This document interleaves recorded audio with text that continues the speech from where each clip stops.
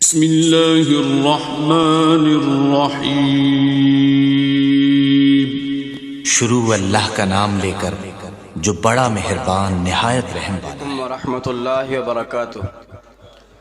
الحمد للہ وحدہ والصلاة والسلام علی رسول اللہ، اما بعد، اعوذ باللہ من الشیطان الرجیم، بسم اللہ الرحمن الرحیم۔ اولئک کتب فی قلوبہم الایمان وأیدہم بروح منہ، وقال النبی صلی اللہ علیہ وسلم لا تسبوا اصحابی فلو ان احدکم انفق مثل احد ذهبا ما بلغ مد احدهم ولا نصیفا۔ سامعین محترم، ہر سچا مسلمان صحابہ کرام کے ساتھ دل و جان سے محبت کرتا ہے اور ان کی تعظیم و تکریم کو جزو ایمان سمجھتا ہے، اس لیے کہ یہی وہ نفوس قدسیہ ہیں جن کی تعلیم و تربیت اللہ کے رسول نے اپنی چاہت سے کی ہے، ان کو نوازا اللہ کے رسول نے اپنی چاہت سے ہے، اور ان کی رضامندی، ان کے ایمان کی پختگی، ان کی اخلاص کی گواہی خود اللہ رب العالمین نے دی ہے۔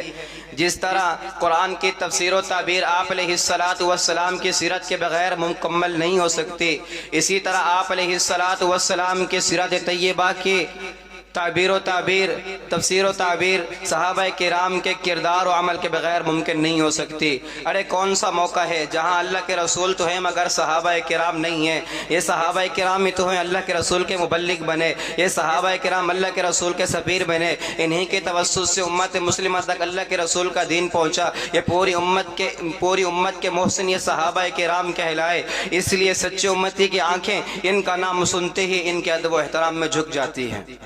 صحابہ کرام سے محبت ایمان کی علامت ہے۔ صحابہ کرام کی تعظیم و تکریم کا مسئلہ کوئی ایسا مسئلہ نہیں جسے معمولی سمجھ کر نظر انداز کر دیا جائے، بلکہ یہ مسلمانوں کا ایمان کا مسئلہ ہے، یہ دین کا اہم اصول ہے۔ چنانچہ جن ائمہ کرام نے عقیدہ اصول پر بہت مستقل کتابیں لکھی، انہوں نے صحابہ کرام کی تعظیم و تکریم، ان کی صداقت و عدالت کو دین کا اصل الاصول قرار دیا۔ چنانچہ شیخ الاسلام امام ابن تیمیہ رحمہ اللہ کی العقیدۃ الواسطیہ، اسی طرح امام تحاوی رحمہ اللہ کی عقیدہ تحاویہ، اسی طرح امام بخاری نے کتاب الایمان کے اندر ایک باب قائم کیا ہے علامت الایمان حب الانصار، کہ انصار سے محبت کرنا ایمان کی علامت ہے۔